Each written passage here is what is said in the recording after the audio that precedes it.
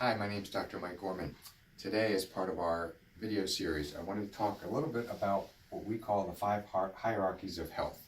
I've seen variations of this all over the place. Whenever I have different quotes, different things I've learned from somebody, I try to give them credit. But I've literally heard variations of this from tons of mentors and other great docs out there. So the five hierarchies of health, I want you to start with everything we do, get you to start to think about you and your family's health in a little bit different way.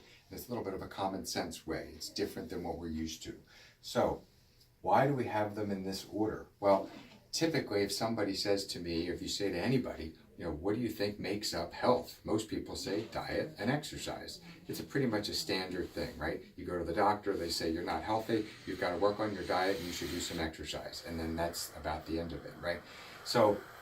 But what we want to talk about is the fact that there are some other things that are actually more important to that, and I'll explain why. So we would say the number one most important thing in your body is brain.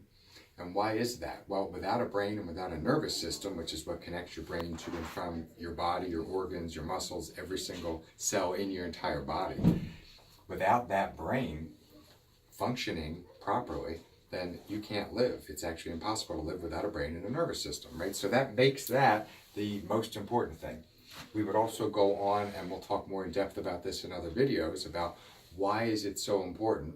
And that's part of that is because the body is self-healing and it's self-regulating. And it's the brain that is actually controlling the signals going to and from all your organs, your digestive system. It's what regulates your hormones. It's what does everything. So we want to give it the best chance of communicating with the entire body. And if it is, it's literally self-healing, self-regulating. It's helping to diagnose your body and treat it without you doing anything. You're not thinking about your heart beating. You're not thinking about digesting your food. You're not saying digest, digest, digest after you eat. You're not watching this video right now and going breathe, breathe, breathe. It's doing that. It's regulating it all by itself. It's regulating thousands and trillions of things all at the same time.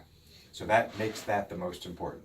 The whole premise of chiropractic is that, of course, we treat great things with pain, but the whole premise of that is the fact that if there's interference from your signals from your brain going to your body, it's not going to function as well as it should, and therefore you're not going to perform as well as you should, and your body and your organs and everything won't perform as well as it should.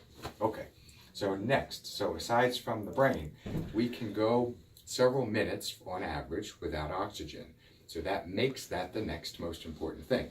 If we are doing good diaphragmatic breathing, where we're actually breathing with our belly as opposed to our chest, breathing with your chest causes a lot of anxiety and different things, panic attacks, things like that. But it also, you're not getting enough oxygen. Oxygen is the number one thing your brain needs. It's the number one thing all the cells and everything in your body needs. So by having enough oxygen, that actually helps us with tons of things, including energy and everything to function the correct way.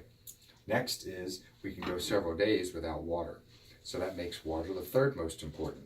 So literally, I would say the number one cause of fatigue in the afternoon is dehydration. Most of us don't drink enough water. The crazy thing is I've done this with hundreds, if not thousands of patients when they come in tired and I say change nothing but drink more water and their fatigue gets better. So our body needs water. It needs water for everything to communicate, because everything in the body that's communicating with the brain and oxygen is doing that through electrochemical impulses, and it literally needs water to conduct that electricity. So if it doesn't have it, it makes everything not work as well. And water helps to dilute toxins and different things and lymph through your body, so that if you're toxic, that will cause negative health effects as well. The next thing we look at is food. Some people can go weeks, if not months, without food, but obviously we can't go forever.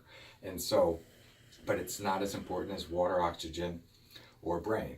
And we'll talk more in depth, not for the purpose of this video, about different types of food, different things, options, avoiding genetically modified foods, common food allergies, but we're not going to get into that now. But everybody already thinks in terms of food.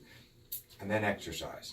And so I'm a huge fan of exercise, but the reality is for your overall health, most people are overtraining, doing too much, and really what they need to be doing is moving. You need to be walking, moving. That's going to give you literally 80 to 90% of your health. And sure, doing exercise and triathlons and marathons and hardcore exercise it's not necessarily making you healthy, it's actually making you more fit. And that's great too, but there's a difference between fitness and health. And so when it comes to exercise, all we really need to be doing related to health, and especially having health challenges, is moving. It's why my favorite things are walking, running, yoga, because we're opening everything up, we're getting everything kind of communicating better and moving. So just trying to give you something different to think about, because when your brain is communicating well and all the signals are getting to your digestive system, you obviously still have to eat well, but you don't have to eat perfect. People ask me all the time, I'm surprised that you don't eat perfect all the time, or on a Friday night, if I'm going out, I might have a drink or two and go to Chicky and Pete's and have something to eat, some crab fries or something. Why? Because life's meant to be enjoyed. But what I can tell you is, by focusing on the hierarchies, when you're getting adjusted regularly and getting the signals where they go, your body can better digest that food, even if it's not perfect, and it can better assimilate and eliminate that food because that's working. Same with having enough oxygen, doing things with that, drinking enough water, right? So by having these in the proper order and the proper hierarchy, that starts to make you think, wow, maybe that's why I should have all my family, my kids checked for chiropractic, because of the brain's the most important. Maybe we should be doing more meditation and deep breathing and things because of oxygen. Maybe I should be really going out of my way to make sure I drink half my weight in ounces a day of water, right? So on and so forth. And each one of these we'll be doing more in-depth videos on in the future, and you'll be able to see them. But I just wanted to give you an overview, and a lot of my goal with all these is to make you go, huh, I never thought of it that way, and kind of go back to common sense. So with that, brain most important, oxygen, water, food, exercise, they're all important, but remember that particular hierarchy, each one supersedes the other.